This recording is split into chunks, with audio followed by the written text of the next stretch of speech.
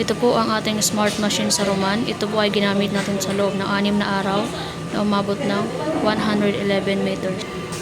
Ito po ang ating printer head in a good condition. Punasan ang cupping. At punasan din ang wiper. Nozzle check. At dito naman po ang ating ABR. Waste tank. At ground wire. Ang ating ink system ay tama lang.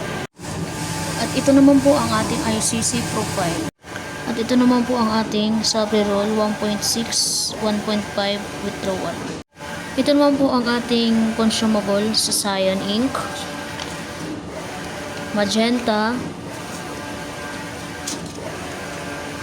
yellow, at black. Ito naman po ang ating output record.